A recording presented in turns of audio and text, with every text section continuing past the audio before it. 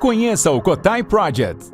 O Cotai Project pretende desenvolver um ecossistema financeiro global que dará 100% de anonimato, liberdade geográfica e financeira para todos os usuários de criptomoedas do mundo. O ecossistema consiste em uma corretora de criptomoedas, um banco digital internacional e um gateway de pagamento em cripto. Tudo isso dentro da Cotai Wallet. Não perca essa oportunidade e acesse o nosso site. Link na descrição do vídeo. Sim. E a economia no Brasil aqui? Então, em 22, né, a gente teve vários outros lugares falando, né, que existiria um pequeno otimismo no começo, né, as bolsas iam subir um pouquinho, o dólar ia cair um pouquinho, mas que o governo do Lula vinha para quebrar o Brasil mesmo, né, e veio mesmo, né, então, gastando tudo que pode, né, porque ou se reelege ou faz a terra arrasada, né, é o problema aí dos problemas da democracia, né? Então, assim,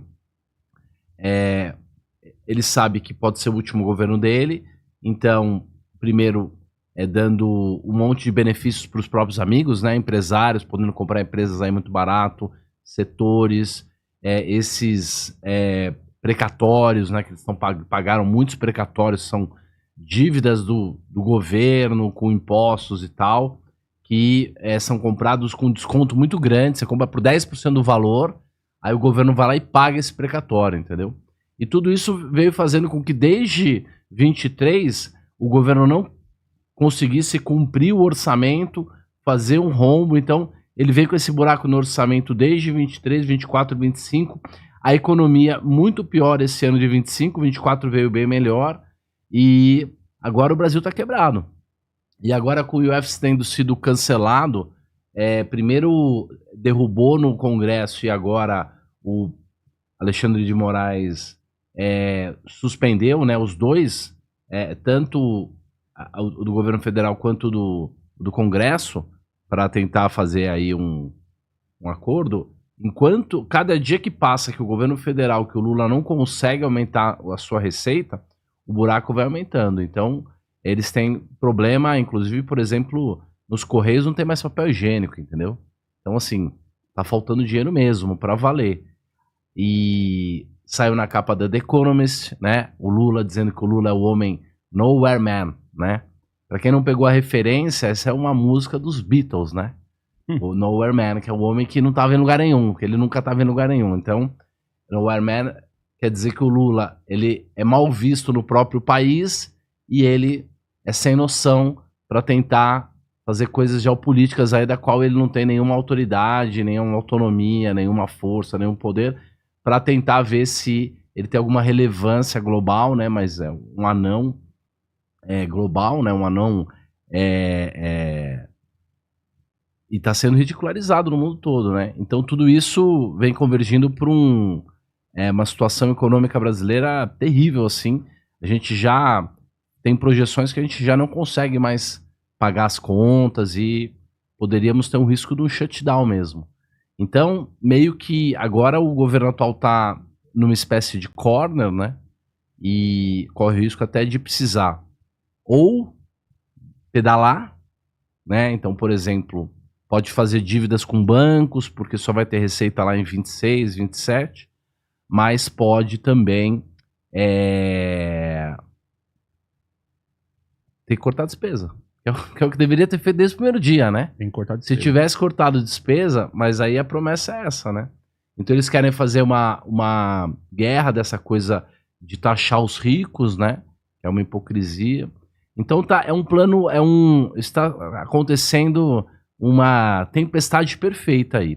E o interessante é que na sexta-feira passada, que dia que foi, sei lá, segunda, terça, que saiu essa capa foi sexta. Saiu a capa da The Economist, que o Lula tá na capa. Eu perguntei para as pessoas lá no Instagram se era topo ou fundo. E eu acho que é fundo da bolsa. É topo ou fundo? Eu acho que é fundo. Porque quando percebeu-se que o governo lá na Argentina de esquerda não ia ganhar, a bolsa já começou a subir. A bolsa já começa a subir antes, entendeu? Então o pessoal tava chamando aí de Rally Tarcísio, entendeu? O Rally do Tarcísio, quer dizer, a alta do Tarcísio na expectativa de que possa vir um cara meio de que faça uma união aí, né? Um cara meio de coesão aí. Mas você acha que... seria bem positivo pro Brasil. O Brasil tem tudo pra explodir, mas nesse momento tá quebrado. O Brasil tem tudo pra explodir ou a Bolsa? Não, Tem. o Brasil mesmo. O Brasil, porque o empresário brasileiro, o brasileiro de maneira geral, ele já vive num purgatório, entendeu? Se você dá um pouco mais de flexibilidade, liberdade, segurança, pô, a gente voa aqui, porque a gente tem que pagar 16% ao ano de juros. A gente tem que pagar 40% de tarifa de imposto. É só melhorar um pouquinho que o empresário brasileiro voa, cara. O Brasil tem tudo. A gente tem energia muito barata, a gente não tem conflito, a gente tem comida barata, entendeu? A gente não tem nem briga interna, entendeu? Era só ter gestores competentes, como a gente tá vendo o Tarcísio, o Ratinho, o Zema, toda essa galera. O Zema é meu primo, sabia? É nada. Juro por Deus. Sério? É. O Zema é do Araxá. Não, você parece mesmo com ele. Assim. O meu avô, Paulo de Tarso Santos, a mãe do meu avô é irmã da avó dele. A avó dele. É bem próximo, assim. Bem próximo. E ele é muito bom, do Partido Novo. É só por um bom gestor. E você vê, os conteúdos na minha página que mais estão bombando de economia são os do Milei. Porque o Milei, ele fala o que a gente quer ouvir. O Estado tem que ser pequeno. Tem que ser pequeno, tem que ser leve, entendeu? Porque aí abre espaço pra gente criar riqueza. Não adianta. O Brasil já tem 40% de carga tributária. É só liberar um pouquinho o brasileiro que a gente vai voar mesmo, sem dúvida nenhuma. Eu não tenho nenhuma dúvida disso. O Brasil tem uma missão muito grande. Nós somos a terra de Santa Cruz. Somos, é verdade. O Brasil tem uma missão. Não, que a gente tem, a gente tem. Não sei se dá pra dizer que vai vingar. Tem que mudar o comportamento do brasileiro. O brasileiro tem um problema de moralidade. O brasileiro, ele é muito bom. Todo mundo adora o brasileiro. Todo mundo, o brasileiro faz festa. O cara chega no Brasil, ele pode ser alemão, irlandês, ele pode ser árabe, ele pode ser muçulmano. Em 2 anos o cara vira do Flamengo, cara. 2 anos o cara vira Corinthians, entendeu? Mas o brasileiro, ele é muito macunaíma, ele é muito malandro. Ele tem aquela coisa, a beleza da malandragem de levar vantagem, entendeu? É isso que do brasileiro a gente tinha que expurgar. Mas o resto, eu acho que o Brasil é incrível. Por exemplo, as pessoas falam em morar fora do Brasil. Eu acho São Paulo, essa cidade que a gente tá, a melhor cidade do mundo. Eu acho mesmo. Não sei se é porque é minha cidade. Mas é só melhorar um pouquinho que não tem melhor lugar. Tem pizza melhor no mundo do que São Paulo? Não tem. Não tem. É o lugar que você come melhor. É o lugar que, tem tudo. Vive bem. As tribos estão todas aqui, né? Tudo Com aqui. segurança, você faz qualquer coisa em São Paulo. E a segurança custa barato hoje por causa da tecnologia, entendeu? Você vê, todas as ruas aí já tem câmera e tal. É só o maligno, né? É só o governo, é só deixar a gente se organizar que a gente consegue realmente. Não era pro mundo estar nessa pobreza que tá. Não tô falando nem só do Brasil, tô falando do mundo. Tem riqueza pra todo mundo, entendeu? Eu tenho muita convicção disso. Eu já fiz muita conta sobre isso. Não é que é um jogo de soma zero, que os caras, pra um ser rico, outros tem que ser pobre. Daria pra todo mundo ter uma vida boa, entendeu? Eu brinco que o mundo poderia ser, assim, o Brasil todo poderia ser que nem o Iguatemi, entendeu? Não em termos de tamanho, mas em termos de qualidade de limpeza, entendeu? De um lugar bonito, das pessoas vivendo salubremente.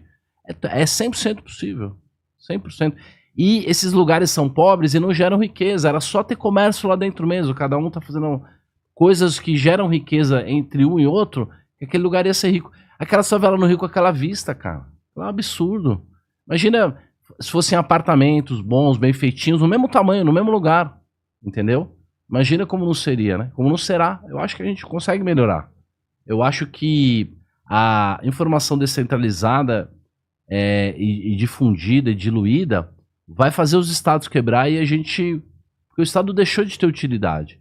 E a gente vai conseguir progredir. É isso aí, gente. Estamos com o otimismo do Brasil na mesa. Otimista. Aproveitando essa questão toda, se o governo Lula quebrar o Brasil, certo? Já quebrou, Não, mas se ele levar a terra arrasada, né? Uhum. Até 2026. Uhum. E aí, quando que melhora? A pergunta é essa. Quando que começa a melhorar? Então, ele já não pode fazer muita coisa, né? Já não pode fazer muita coisa. Mas melhora muito rápido, porque a economia e os mercados, mas a economia, que é o tema de agora, ela é emocional. A decisão, ela não é uma decisão racional. O empresário, ele não decide investir porque ele fez uma pesquisa estatística com não sei o quê. Ele decide investir porque ele sente o otimismo das pessoas, as coisas estão acontecendo. O mercado financeiro é exatamente assim. A camada da emoção, ela é quase um filtro entre os dados reais, os fundamentos, a realidade e a decisão. A decisão passa por um filtro emocional que é só as pessoas estarem dispostas a investir, entendeu? Tem empresário aí que tem offshore na Bahamas que tem 500 milhões de dólares, entendeu? A empresa dele tá lá, cai nos pedaços.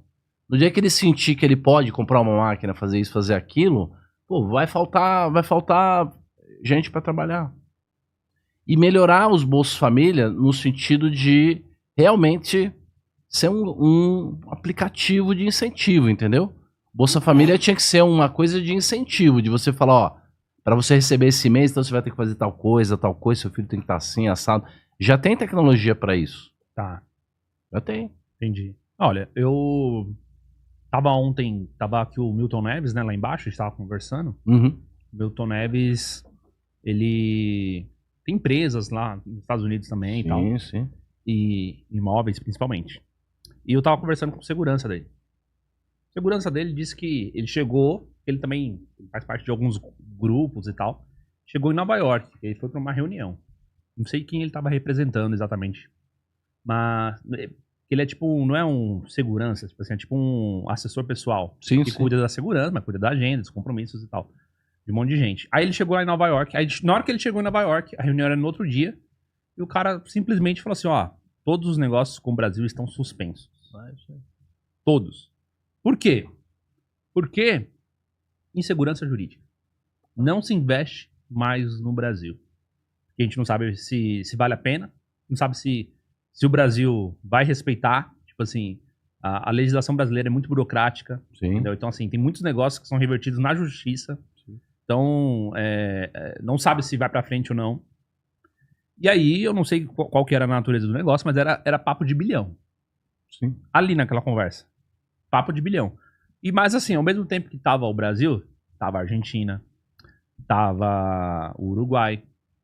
E a Argentina o pessoal tá investindo. O pessoal tá investindo. E só no Brasil que não. Exatamente. Então é bem rápido que eles mudam esse negócio e falam, ó, agora já pode fazer negócio, já pode investir no Brasil. E eu faço isso há 30 anos, quer dizer, acompanho o fluxo de gringo, a entrada de dinheiro gringo e saída. Cara, se eles pegarem o conta-gota e puserem uma gota de dinheiro no Brasil, inunda o Brasil. É muito dinheiro, a gente é muito pobre.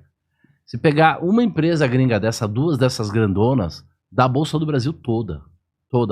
Junta toda a Bolsa do Brasil, não dá uma Apple da vida.